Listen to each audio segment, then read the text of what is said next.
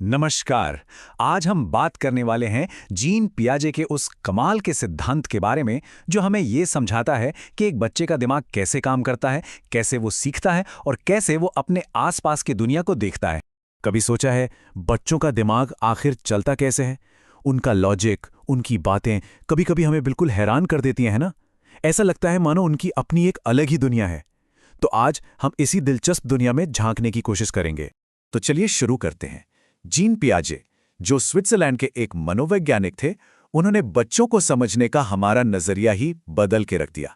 पियाजे का सबसे बड़ा आइडिया क्या था? यही कि बच्चे कोई खाली स्लेट नहीं होते जिनमें हम बस जानकारी भरते जाते हैं। नहीं, वो तो छोटे छोटे वैज्ञानिक हैं जो खुद ही खोजबीन करके चीज़ों को समझकर अपनी दुनिया का ज्ञान खुद बनाते हैं।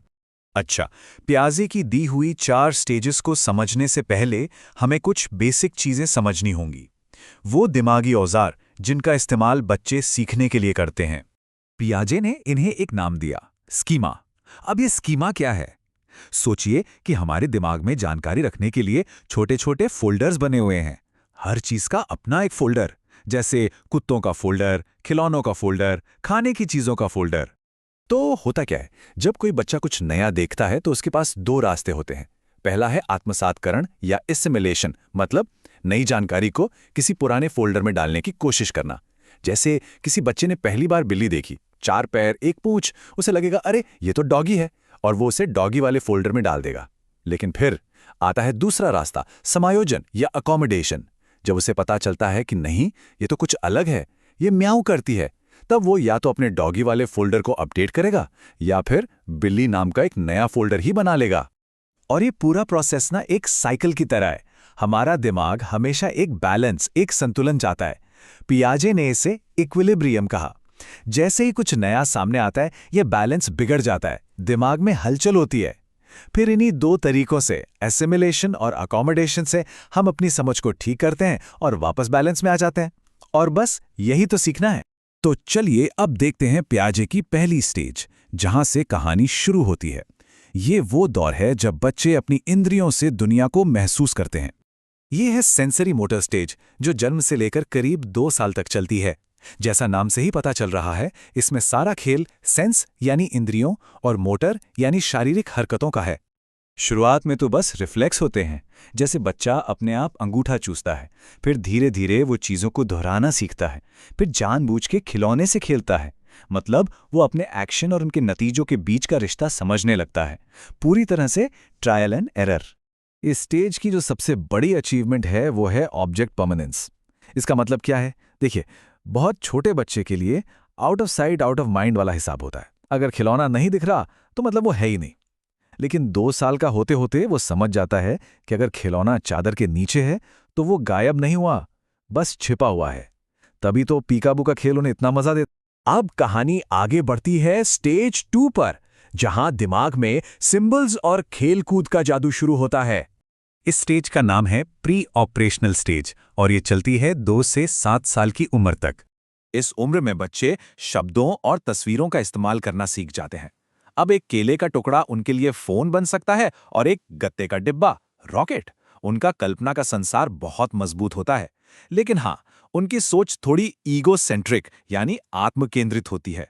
उन्हें यह समझने में बहुत मुश्किल होती है कि सामने वाले का नजरिया उनसे अलग भी हो सकता है। और एक और बड़ी लिमिटेशन है, कंजर्वेशन की समझ ना होना। तो अब आते हैं स्टेज 3 पर, जहां लॉजिकल सोच की एंट्री होती है। यह है कॉन्क्रीट ऑपरेशनल स्टेज। उम्र है 7 से 11 साल। और यहां होती है एक बड़ी कामयाबी। बच्चों को कंजर्वेशन का कॉन्सेप्ट समझ आ जाता है।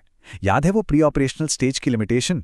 अब वो समझ जाते हैं, अगर एक चौड़े ग्लास का पानी एक लंबे पतले ग्लास में डाल दिया जाए तो पानी कम या ज्यादा नहीं होता, वो उतना ही रहता है।